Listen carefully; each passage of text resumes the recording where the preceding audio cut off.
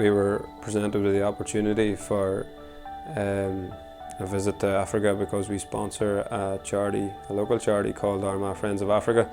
They presented the opportunity for 2 members of staff to go out. Myself and Debbie were picked, which I was delighted about. I was initially supposed to go out and help out in the office, but the way things panned out, Debbie decided to go and help out in the office. She helped the girls with petty cash and things like that. I myself got stuck into the site. There was a bit of electrical work that needed help with, so I decided to throw my hand towards that instead. So the building itself is it's a university campus, or hoping to be a university campus when it opens next year. They hope to be certified as a campus of Uganda Martyrs Universities, who practice. They train up counsellors who are then positioned, when they're fully qualified, they're positioned in local villages to try and encourage education and some kind of work ethic, and to discourage abusive behaviour towards family and friends, and to discourage alcoholism and things like that.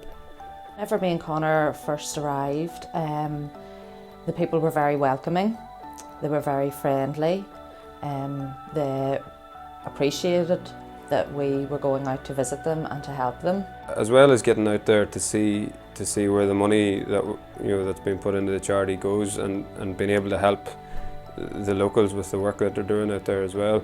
We were able to go and visit primary schools and orphanages and hospitals and things like that. There is a lot of poverty. They have absolutely nothing, but they're always happy, they're always smiling, they're very friendly, but it is a completely different world. They literally do not have anything, and we really don't know how lucky we are. The people who are fortunate enough to earn a wage earn somewhere in the region of £1.50 and £2 a day. And that money's all taken up on rent. Handing a Ugandan person a football jersey is like handing them a £100 note. You wouldn't believe the smile that comes to somebody's face when you hand them something so simple as a football jersey that's been lying in your attic. So myself and Debbie both brought out quite a bit of even just pyjamas, clothes, pens and pencils, football jerseys, and we even brought out deflated footballs and blew them up out there for them to have a bit of a knock around with as well. So yeah, it was nice to be able to give them gifts and give gifts to somebody who really appreciated it.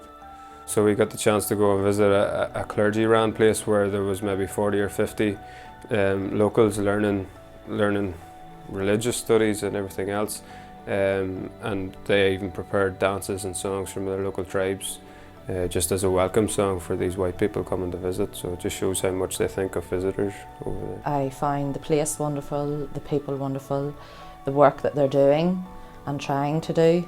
I would like to be involved in that in the future. I would like to help the Armagh Friends of Africa and other charities working out there, because I took to the people, I took to the place, and I just really enjoyed it and loved everything about it. Hopefully some people benefited from the work that we done and from the visits that we paid.